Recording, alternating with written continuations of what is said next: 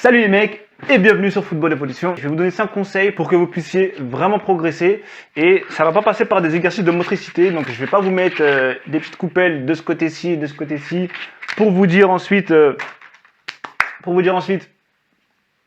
fais-moi ça, fais-moi ça, fais-moi ça. C'est bien dans un premier temps, mais c'est pas l'essentiel. Ce n'est pas l'essentiel.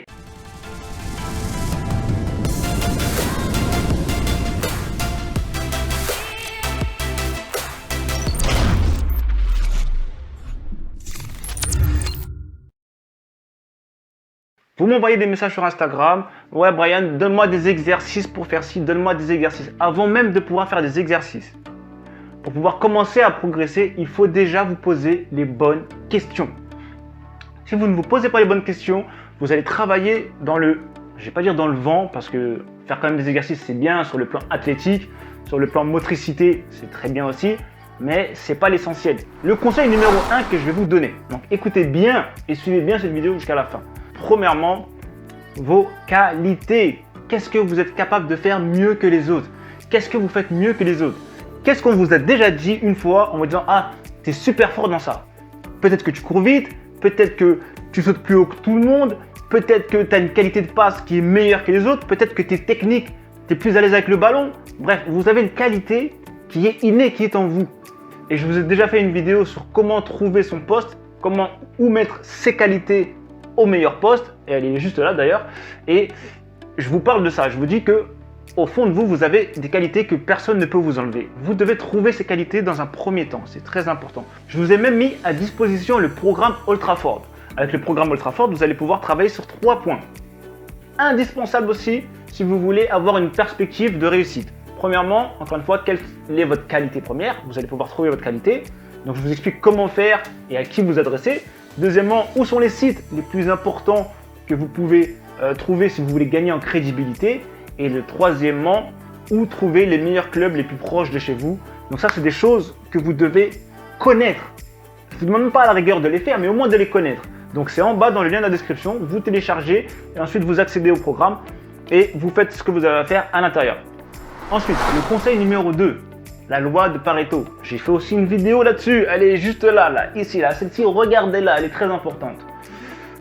Vous faites dans le match certaines actions plus souvent que d'autres. Qu'est-ce que vous faites plus souvent dans un match? C'est ça la question à vous poser. Parce que vous me demandez des exercices. Brian, donne-moi tel exercice, tel exercice. Qu'est-ce que tu fais le plus souvent en match que tu dois maîtriser à la perfection? Ronaldo, Cristiano Ronaldo. Est-ce que c'est tes contrôles orientés? Est-ce que c'est ton mouvement de corps, ton placement du corps? Est-ce que c'est demander le ballon? Est-ce que c'est sprinter? Est-ce que c'est centrer? Est-ce que c'est frapper devant le but? Est-ce que c'est avoir une bonne détente? Est-ce que c'est avoir un bon physique pour pouvoir défendre? Bref, toutes ces questions-là, vous devez vous les poser en amont. Qu'est-ce que vous faites les 3/4 du temps sur le terrain? Et c'est la loi des 80-20, la loi de Pareto. Appliquez-la dans vos entraînements. Avant même de commencer à vous entraîner, posez-vous cette bonne question. Une fois que vous êtes posé cette question-là, vous allez pouvoir commencer à travailler. Point numéro 3, qui est très important. Comme vous le savez, moi je suis préparateur mental et quand on fait la formation de préparateur mental, on nous fait travailler sur 4 points essentiels.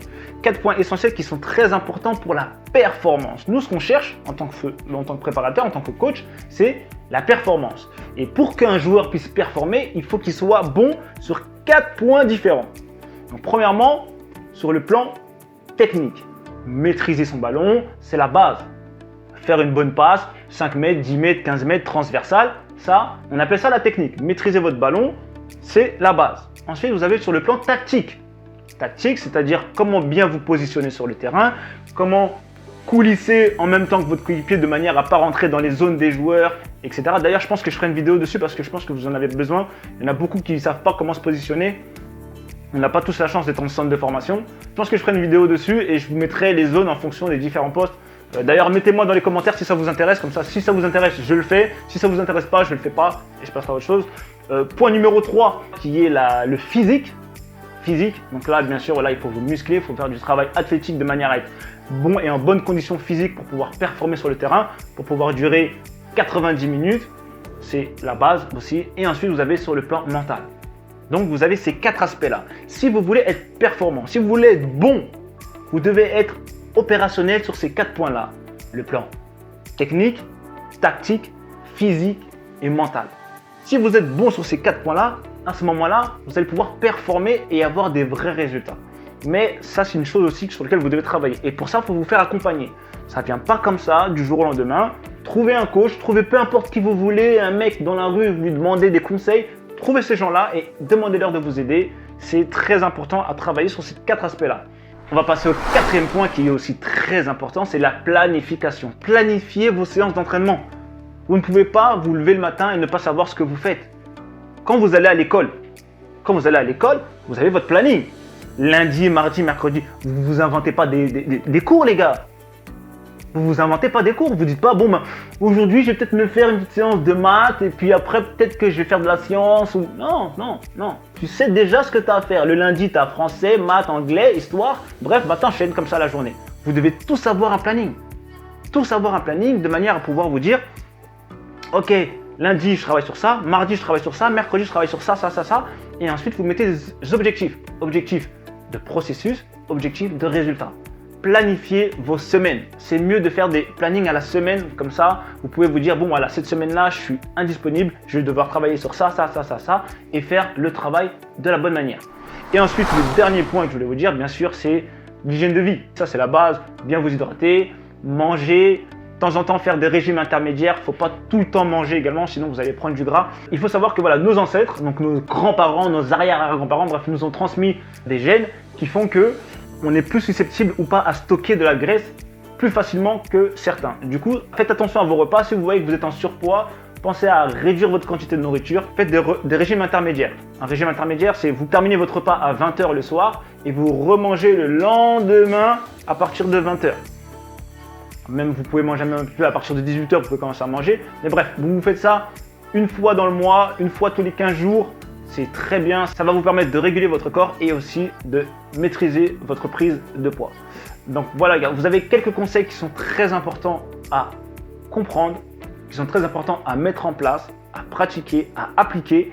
Et si vous faites ça, eh ben, je vous le promets. Je vous fais la promesse que vous allez pouvoir faire la différence, que vous allez pouvoir progresser plus vite que les autres et vous allez avancer dans la bonne direction. C'est ça le plus important, dans la bonne direction. Donc voilà. Pour ceux qui n'ont pas encore téléchargé, vous avez les kits de préparation, centre de formation, comme si vous y étiez, où là je vous partage l'histoire de mon ami d'enfance qui lui a réussi à vivre de sa passion et tout ça sans passer par un centre de formation. D'ailleurs, vous avez ces vidéos aussi qui sont là où il vous montre comment il prépare ses matchs et comment il a fait pour arriver là où il en est aujourd'hui. Bref, vous allez dans la petite section, je crois que c'est Histoire inspirante, où là vous avez plusieurs vidéos de lui. Elles sont... Mais ce qu'il vous donne dans ces vidéos, c'est de l'or en barre. C'est de l'or en barre. Vous devrez tous les regarder pour vous inspirer et pour vous dire, ok, d'accord, il y a une autre voie, on peut réussir à devenir footballeur professionnel. Donc voilà. Sur ce, je vous dis à plus tard, mettez vos crampons et au prochain épisode.